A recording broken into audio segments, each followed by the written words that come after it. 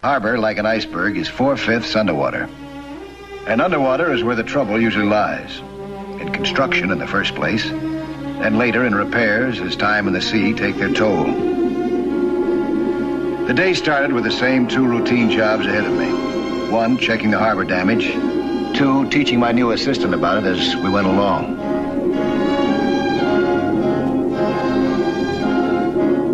But the routine ended abruptly when we broke for lunch. I had no idea that within 24 hours, I was going to be 1,000 miles from home and 300 feet underneath the sea. And not because I wanted to.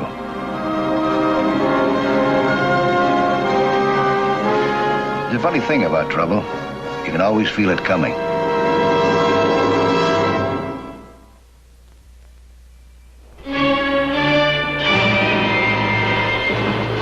Nelson? I'm Steve McKay. They told me up at Marineland I'd find you here. How are you? I'm an underwater salvage.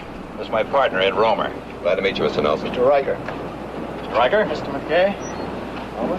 Mr. Nelson, we got a business proposition to put up to you. You got a minute? No, I'm sorry. I wouldn't be able to handle another job right now. Oh, this isn't just another job, Mr. Nelson. Just another man won't do. We got to have a man that can dive deep. That an air hose. We're bucking a strong current, Mr. Nelson. A hard hat diver can't hold bottom. It's got to be a man with a lung on his back. A good man. Our bottom is about 300 feet, maybe a little bit more. Ed here doesn't dive at all. My limit's 150 feet. I'm sorry. We'll pay you $5,000 for 3, maybe 4 days' work at the outside, no matter what we come up with. What are you after? A sure thing. I've been working salvage for 16 years, Mr. Nelson. Everything from hull scraping to dredging, you name it. I'm no Johnny-come-lately. What's your point? My point is that I know underwater salvage like I know the back of my own hand. I know the jobs to take and the jobs to leave alone. I learned the hard way to pass up sunken treasure, pirates' gold. Those pieces of 8 are never there. But this one I don't pass. You mean you're going after gold? Salvage. The safe in the captain's cabin of a ship at the bottom of the sea. The name of the ship is the Santa Felicia. She went down May 28th, 1920, off the coast of La Cruz. It's a little town in Mexico, about halfway down the coast, on the Pacific side. We're going after gold dust, Mr. Nelson. $100,000 worth. Good luck.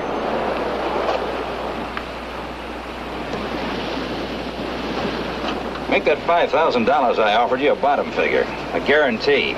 The top, 20% of what we come up with. No thanks. Our salvage boat's a UR-7. The best there is. No, I know. I saw her this morning when you anchored. It's a dolphin, isn't it? You sound like you've heard of her before. I have. I hope we haven't taken up too much of your time, Mr. Nelson. No, Mr. McKay. Goodbye. Goodbye, Mr. Riker.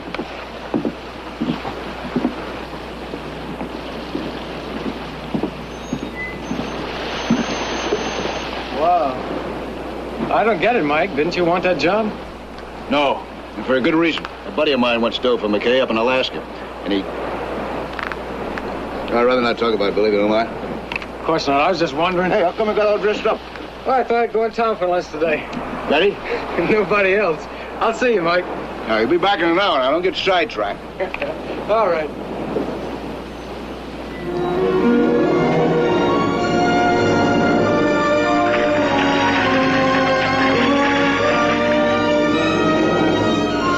Billy was late getting back, but I went to work without him, on the theory that you're entitled to a few extra minutes when you're taking a girl to lunch. I had no way of knowing that Billy had something far different in mind, something he didn't want me to know about, something that was worth a quarter-mile swim out to the Dolphin.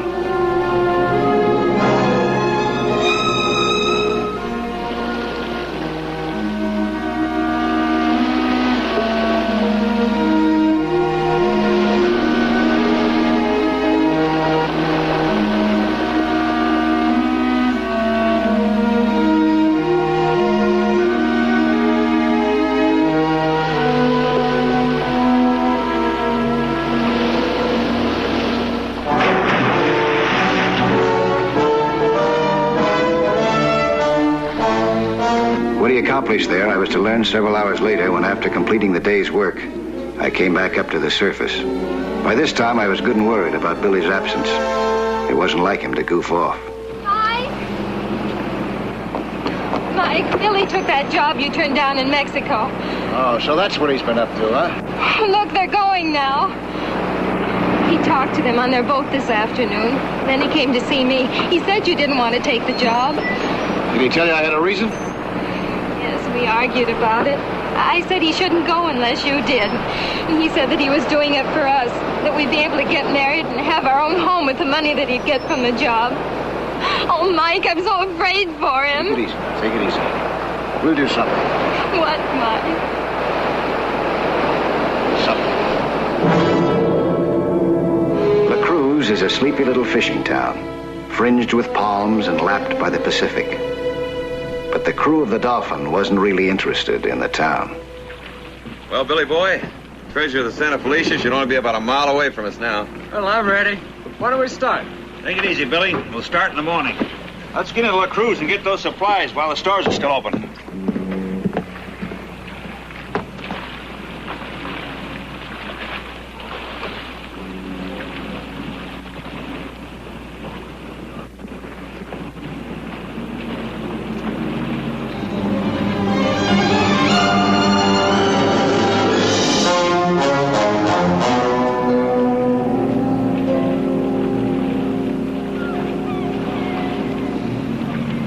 Buenos dias, senores.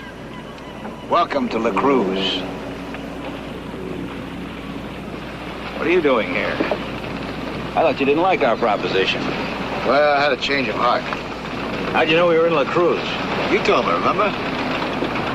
Much faster by plane. You went to a lot of trouble and expense. Less than $500. What's that as against 1/2 of 20% of $100,000? We don't need you. Yes, we do, for insurance. 2 deep divers are better than 1. You don't mind, Billy. Well, of course not. It's great. Mike, I'm sorry I walked out on you the way I did. No notice or anything. I just thought it was a good idea to... No crime in being young and ambitious. Is there, Mr. McKay? No crime at all. Get your gear, Nelson. Oh, wait a second, Mike. I'll give you a hand. Don't say it, Ed. I know what I'm doing. I don't care what Nelson's reasons are for coming down here. Till we get what we're after, we need him. To get what we're after.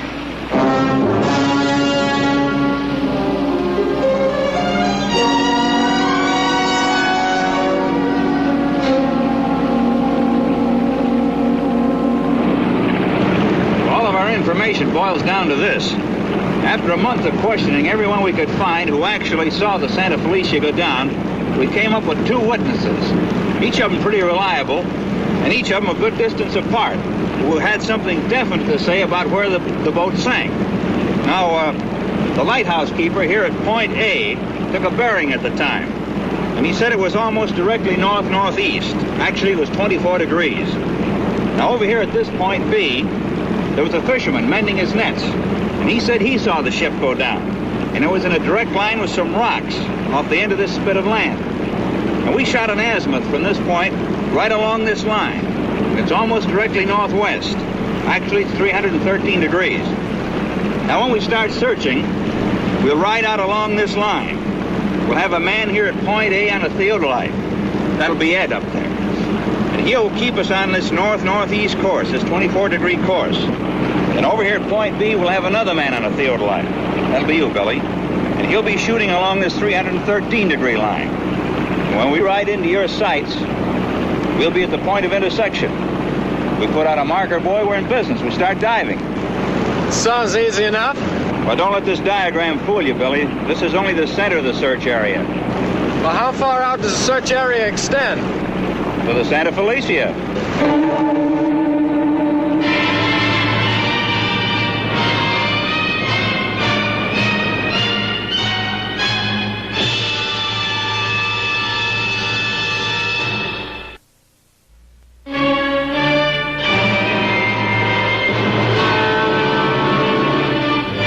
By noon the next day, the Dolphin was underway. Romer, sighting through the theodolite at the lighthouse, kept us on the 24-degree course laid out by his pal McKay. Meantime, Billy waited in the reef with his theodolite sighted along the 313-degree bearing. Despite my misgivings, I found that the four of us worked well as a team.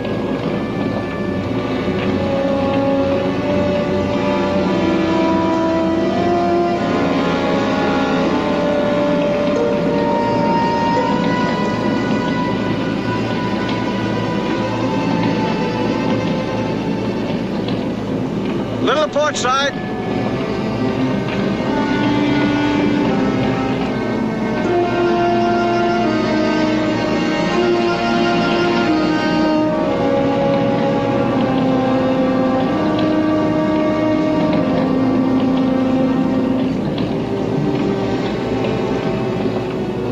That's it. Right on course.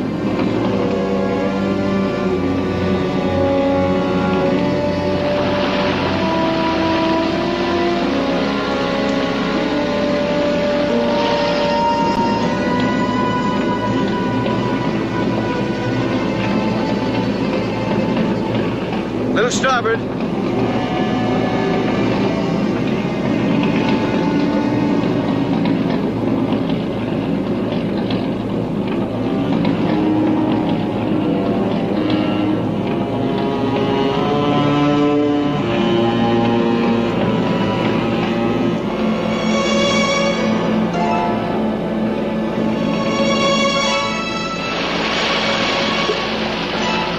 McKay planned it well.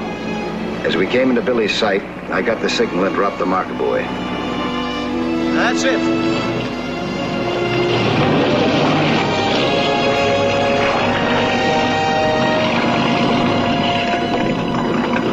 It was too late now to start searching underwater, but next morning, Billy and I were ready for our first descent.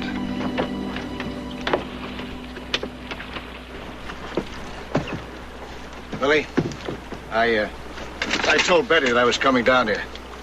I figured that she might worry less if she knew we were together. Yeah, you're right, Mike. I sure apologize for the way I acted.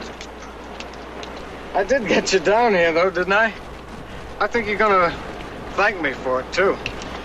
I hope you're right, Billy. I can always use a little of that gold dust. Oh, I think you're wrong about McKay. They both seem like real nice guys to me. I could be wrong. Listen, let's talk about diving now, huh? We'll get on twice a day, once in the morning and once in the afternoon. And we'll spend 20 minutes on the bottom looking and the remainder of the time to decompress coming up. I'll get down to the bottom in the first dive. And you wait for me at the 150-foot level in case I need any help. I'm taking my spear gun. No telling what you might run into down there. That's a good idea.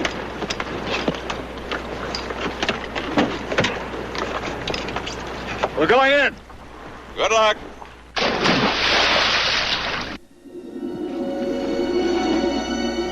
We swam down together and separated as agreed for the search. As I set off, I was still full of doubts, despite what I had told Billy.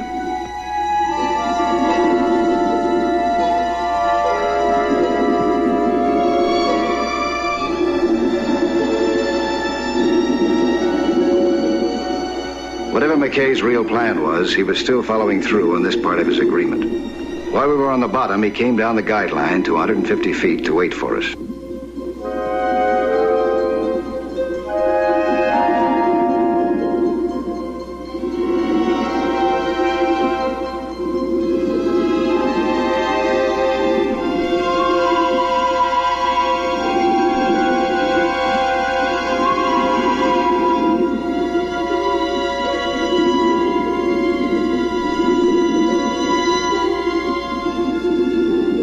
I was the first to get back to McKay and report no luck. Billy was only a few seconds behind me, and his luck was no better than mine.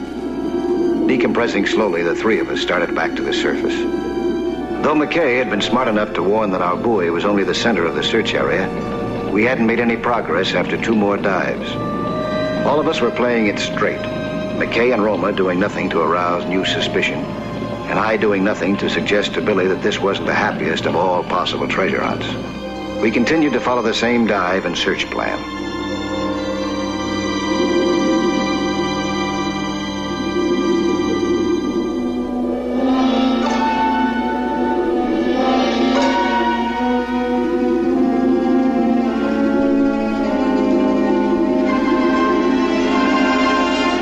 And suddenly, there it was.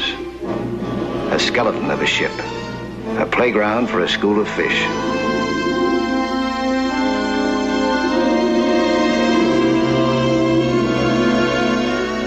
It was eerie and sinister, this haunted house on the bottom of the ocean, corroding slowly to death.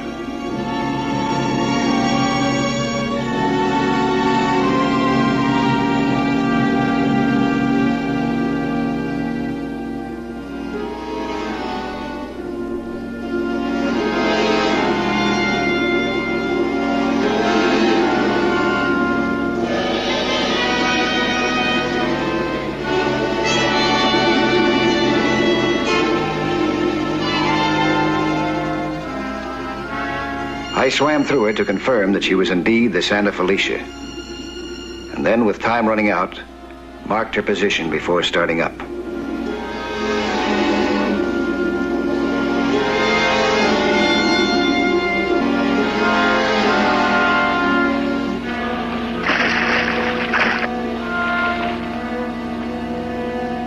Mac!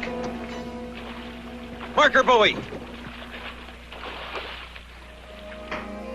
So far, everything McKay and Romer had promised had turned out true. Next question, was there a safe in the captain's cabin? And was there a bag of gold dust in the safe?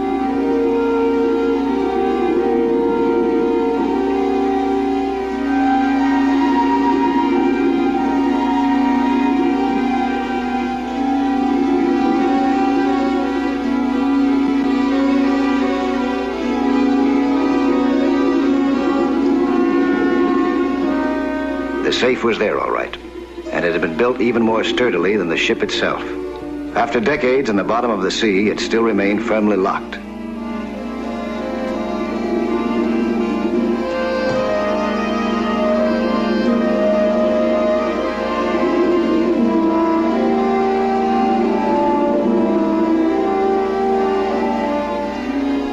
We couldn't budget, which meant we'd have to come down again the next morning with an acetylene torch and cut it open.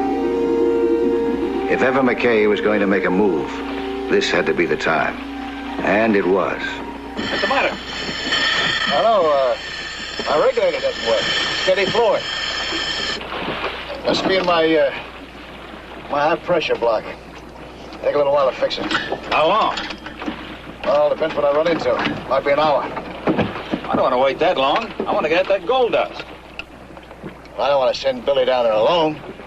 Well, my gear's all right. I'll go down with him. Oh, what do you say, Billy? Looks like you're liquored. Where do you want me to go down?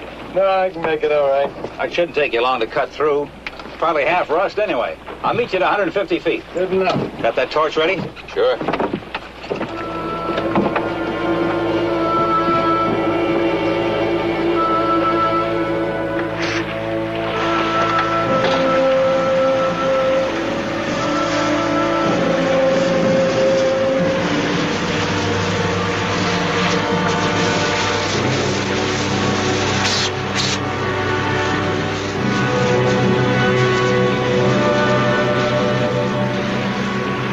It was a calculated risk letting Billy go down alone, but I had a rough idea of what would happen next. I'm getting as bad as Billy. I can't wait any longer either. Keep your fingers crossed. I'm going down.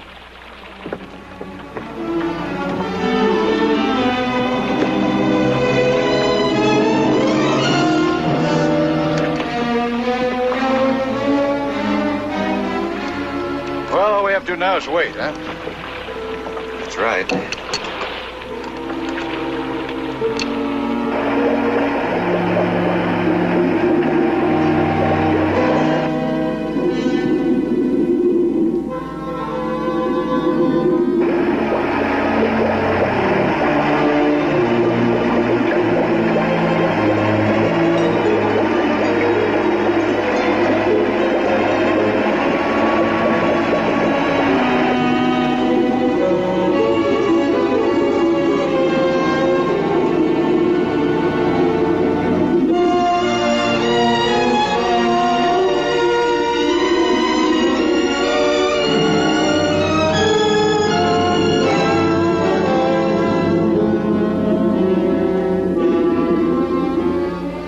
Any minute, Billy will be coming up from the bottom now. I fixed this regulator. Wasn't as bad as I thought it was. I'm going down. I wouldn't do that. Oh, why not? It's better than staying here and getting shot. Shot? Yeah. That's your plan, isn't it? That's why you fouled up my regulator. You wanted to split us up so that McKay could take care of Billy at the halfway mark. That is, after he collected the gold dust from him. And at the same time, you could take care of me up here on deck. Close? Close? Yeah, it should be. It's the same stunt that you pulled on my friend, Fred Simpson, up in Alaska.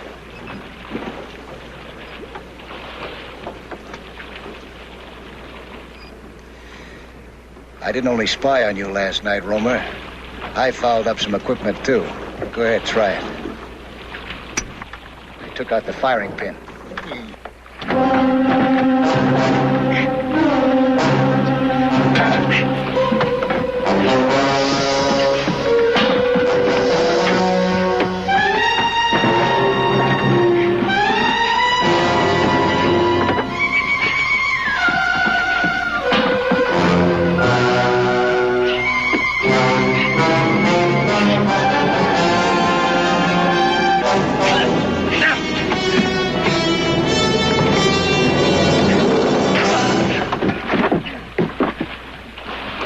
I tied up Romer as quickly as possible, because now I had to get down before Billy reached McKay.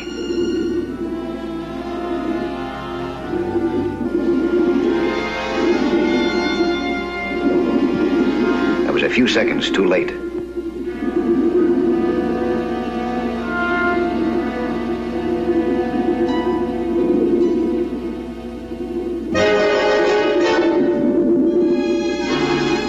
I dived for McKay. He fought like a madman, no holds barred. Everything a weapon, even the bag of gold dust.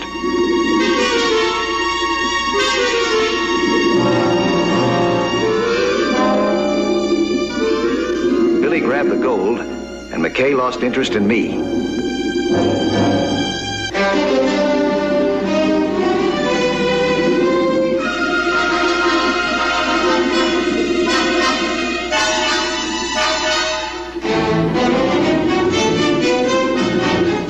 This was the final irony, that the rotting leather of the bag be ripped in the struggle, and grain by grain the gold dust lost forever in the sea.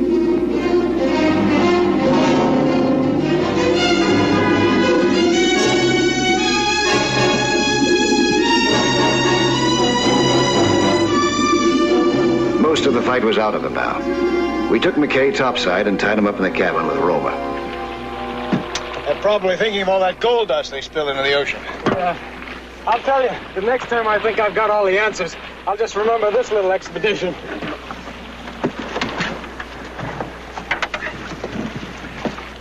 No kidding, Mike. I don't know how I'm going to thank you enough. Forget it. Just, listen to Betty next time, will you?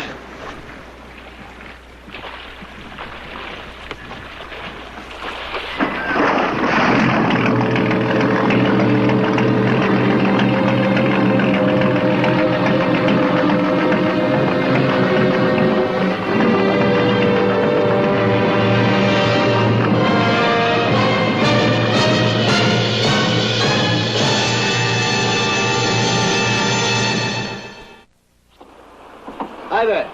I'm Lloyd Bridges. Skin diving is certainly a lot of fun, and it's full of adventure. See some more of it again next week, huh? When there'll be another excursion into that fabulous underwater world of Sea Hunt.